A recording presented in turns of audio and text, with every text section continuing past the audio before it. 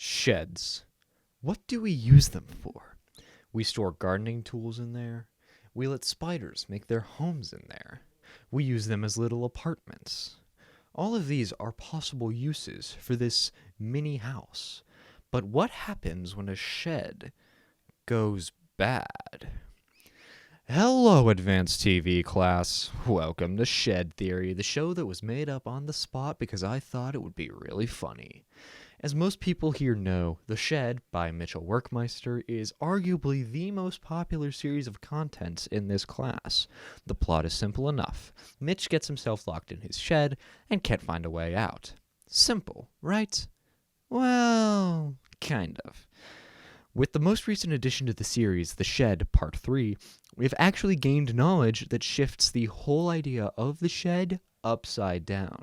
Now, with this new information, we can see that the shed is a story of fear, depression, and above all, hopelessness. First, let's go through the basics of what we know. In Part 1, Mitch goes out to his shed, grabs a rake, and gets locked inside of it. He tries to get out, slamming on the door, trying to force it open before finally breaking free, but he forgets his phone. Going back in quickly, he grabs the phone and gets shut in. In Part 2, we continue to watch Mitch's attempts to get out of the shed, repeatedly punching the door, trying to break it down before he finds an apple on the ground. Having no other food, Mitch bites into the apple and coughs. The video glitches out and ends. Finally, in Part 3, Mitch is given a bowl of an unknown liquid and promptly drinks the entire thing and thus ends the video. Even though this simple series of events seems pretty mild, it's what hides in the shadows of the shed that the focus of this theory is on. In the first episode, nothing notable occurs, at least not anything that seems notable. However, towards the end of the episode, when Mitchell breaks out of the shed, he clearly has his flashlight in his hand as he breaks out. But when he turns back, the flashlight is on the ground of the shed, leading Mitchell to turn back. I believe the shed manipulated Mitchell's mind to think he dropped his flashlight, leading him back into the shed. In Part 2, Mitchell was trying to punch his way out of the shed. The camera constantly glitched out.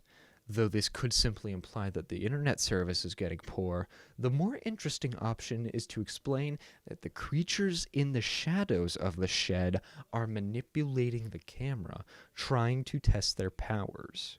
Upon Mitchell's giving up and retreating back to the middle of the shed, an apple appears next to him. Remember this apple. Remember this apple. It gets very important. After eating the apple, Mitchell starts feeling woozy and the camera glitches out, ending the video. This is the same glitch that happened during Mitch's punching, implying that the creatures tried to overpower Mitch. Finally, in Part 3, we see Mitch attempting to keep warm as the camera glitches constantly. A crash is heard and a bowl of liquid is presented. At first glance, this liquid looks like blood or juice, but upon further examination, it looks more brown than red. Brown. Like sewer water. Now, where have we seen sewer water before? Nowhere in the shed, that's for sure. But we have seen a sewer in another one of Mitch's videos. That's right, ladies and gentlemen, we're investigating the Trail Goblin. Though often written off as a filler, I doubt that this is all it was meant to be. When the Goblin is first revealed, the focus is obviously meant to be placed on the Goblin himself. However, next to the Goblin is a sewer entrance. This implies that the Goblin uses the sewers to get around the county. In Part 2, Mitchell coughs before the video ends, as if reacting to something that has changed. Perhaps the smell. Moving around in the sewers all day would make anyone smell. But I doubt that is what is controlling the shed. The Trail Goblin definitely has a part of this, but is merely a pawn to a greater evil. The Trail Goblin is an evil conjured up by the true evil of the shed, and that evil is the human mind. Mitchell is trapped in his own thoughts, stuck to punch his way out, only to break free But something pulls him back. The phone. Social media. It's making him feel self-conscious about all his shortcomings. People making him feel like he isn't good enough. In part 2, Mitchell tries to break out, trying to be free of his own thoughts, before wallowing back into the darkness of his own thoughts, before being presented with an apple. In media, like Snow White, apples are often represented as a poison. I have no doubt that this is what the shed is trying to imply. The apple is a toxic idea or behavior that Mitch is exposed to. And when he bites into it, he falls victim to his dark thoughts. In part 3, Mitch has given up.